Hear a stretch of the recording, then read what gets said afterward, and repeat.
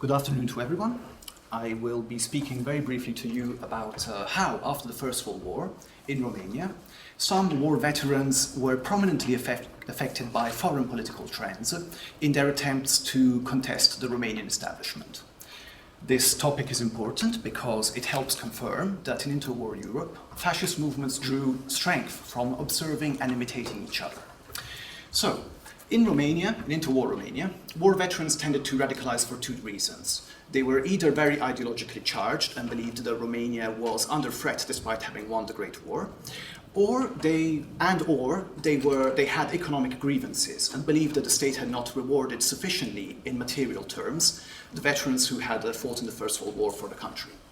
Whatever their grievances, these two categories tended to be encouraged to adopt radical political practices by foreign political influences, which were mainly two. The first one was a political stereotype, which emanated first from fascist Italy and later from Nazi Germany, according to which in those countries war veterans had been at the forefront of the local fascist movements, war veterans had taken power through these movements, and now war veterans were ruling these countries, and with their power they were addressing the ideological and economic grievances of their fellow ex-servicemen. So as you can imagine, this stereotype encouraged Romanian veterans to contest the Romanian establishment because they believed that similar attempts had been fruitful in Italy and later Germany. On the other hand, Romanian veterans also imitated paramilitary organizational commodities, which came first from Italy and later, to a much minor extent, France. These commodities consisted in the centralization of a political organization and the use of violence to solve political issues. So, as you can imagine, these commodities helped Romanian veterans embrace paramilitarism, although more as a statement than in terms of actions. Whatever influences these veterans had, they were successfully contained by the Romanian state until 1937 through effective policymaking, which consisted in preserving the state monopoly of violence, therefore avoiding the privatization of political violence, and forcefully marginalizing these extremist groups. The state also contained these radicalizing trends by improving social policies for veterans, therefore helping detach from these extremist groups some of the veterans who had radicalized due to economic grievances. So in the 1920s, two organizations in which many veterans militated radicalized. The first were the Romanian National Fasces, which included both kinds of radicalizing veterans. The hyper-nationalists, so war volunteers living on the borders with surrounding nations, anti-Semitic veterans, and also veterans who had economic grievances, such as the veterans of the town of Ploiești, who had not benefited from the land reform of the early 20s. These fascists imported paramilitarism from fascist Italy through two channels. The war volunteers from the Romanian Legion of Italy, who had lived in Italy after the First World War for a while, started observing firsthand the success of Italian fascism and then returned to Bukovina, and the leadership of the Romanian National Fascists, who studied paramilitarism from afar and then decided to apply it to the Romanian context. These fascists in Romania also, to some extent, were imbued with the stereotype emanating from Italy, the stereotype of a dictatorship, that Italy was a dictatorship of war veterans. We can see this from the fact that the veterans of the town of Ploiești, when bemoaning their lack of benefits from the state, claimed they had to go to power like veterans had done in Italy. And also, we can also ascertain the presence of the stereotype from the fact that one of the leaders of these Romanian fascists claimed he was going to stage a coup d'etat in Bucharest, deploying reserve officers as the spearheads of the coup, which was an action plan which reminds a lot of the March on Rome in Italy. So through these promises of revolution and violence, which as we can see were very much influenced by the Italian example, the Romanian fascists managed to gather by 1924 the support of various war veterans.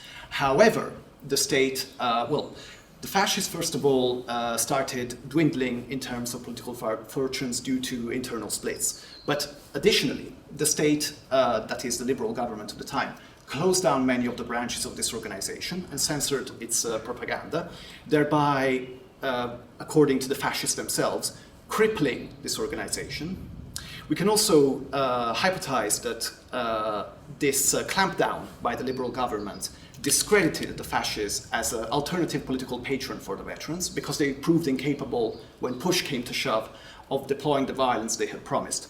So it appears as though many of the veterans who had followed this organization between 23 and 24 eventually left it, and by the second half of the decade, the fascists were politically moribund. Another organization much less radical than the fascists, which flirted with foreign paramilitary commodities, was the People's Party of General Alexandru Averescu. Averescu, by 1924, had been prime minister. Now he believed his successors, the liberals, were corrupt and to some extent anti-national. So in 1924 he staged a demonstration for democracy in Bucharest.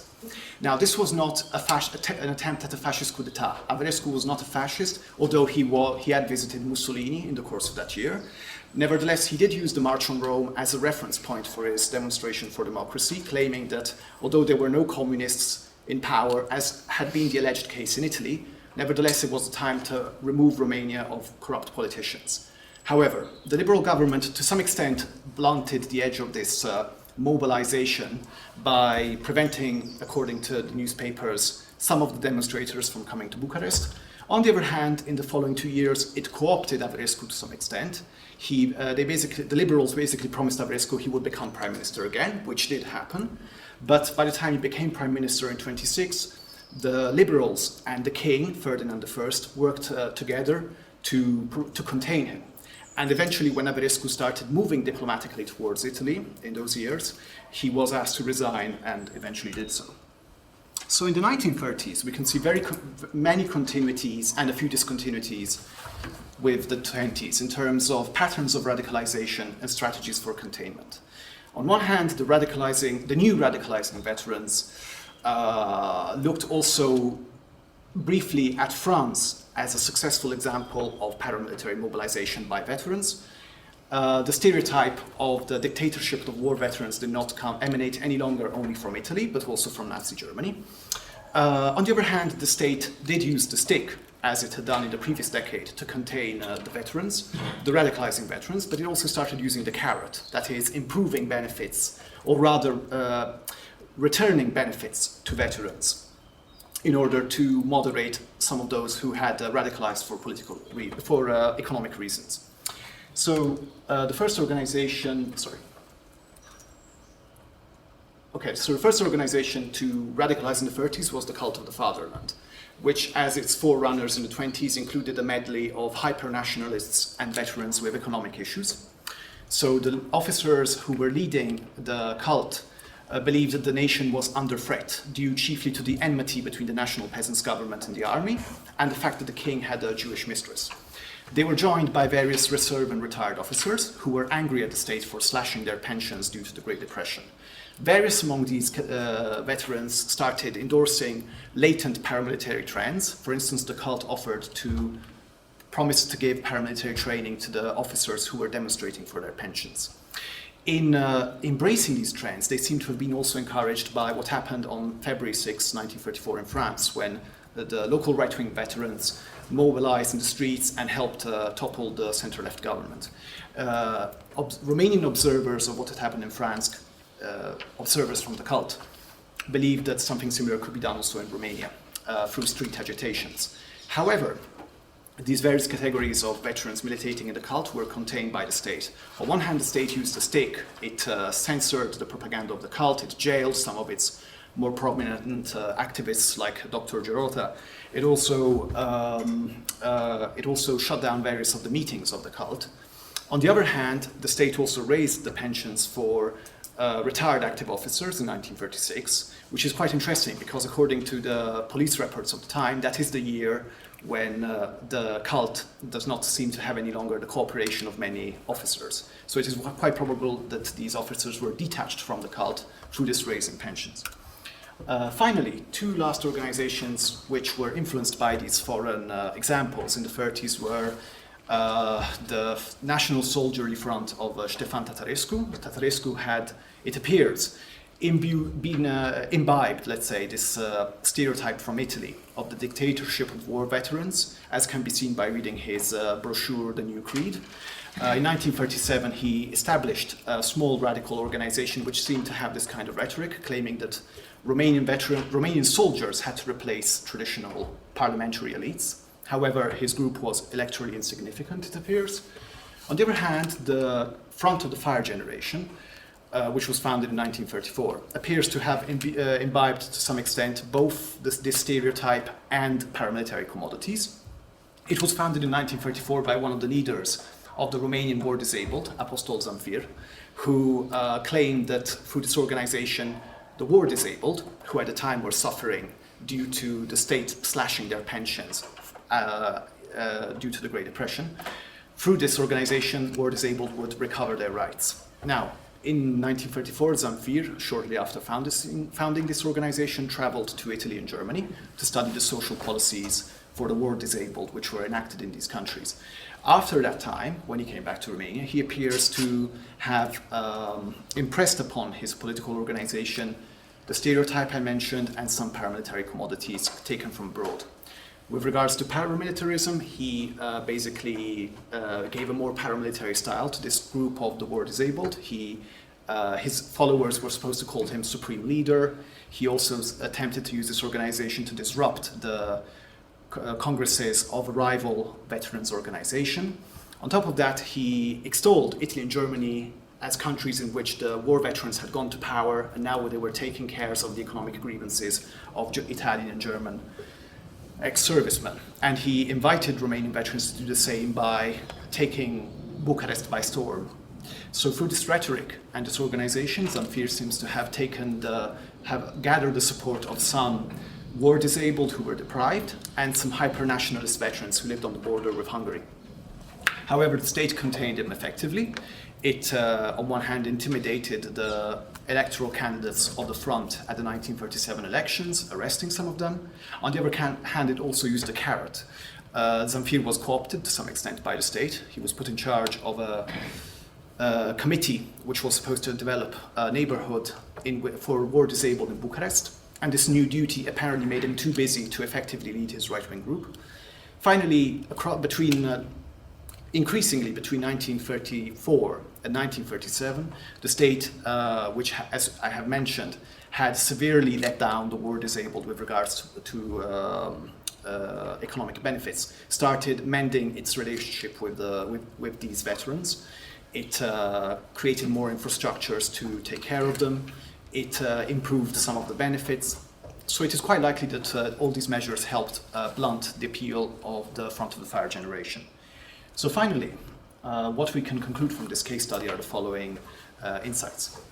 First of all, radicalizing trends among veterans could be contained through effective state policymaking, basically upholding the monopoly of violence, which avoided the privatization of violence, the use of violence by private organizations.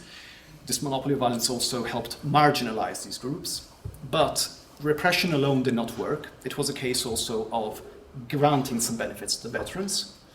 Second, veterans, as we can see, radicalized due to different quote-unquote triggers, but once they did, they were capable of working hand in hand, despite having different grievances, unless they were prevented from doing so by the state. Third, and this has more to do with the historiographic debate about cultures of victory and cultures of defeat. As a matter of fact, in Romania, despite military victory, war veterans could radicalize, because in the case of the hyper-nationalists, because despite the country having won the war, they subjectively perceived it as still being endangered by internal and external enemies, while also veterans who were more apolitical could radicalize due to feeling they had not been treated fairly in economic terms by the state. As I have explained, transnational stereotypes and organizational commodities helped to some extent radicalize veterans. Informal transnational networks seem to have been more important in this respect than the official ones. For instance, the official Italian fascist network in Romania, the CAUR, did not have the support of many World War I veterans. I think there were only two, Ilie Radulescu and General Alexandru Averescu. Finally, as I have shown in the case of General Averescu, these commodities could be, and stereotypes could be used to suit different ideological projects. So it is not always the case, it does not appear that these transnational influences radicalized to the same extent all the actors who decided to use them. Thank you very much.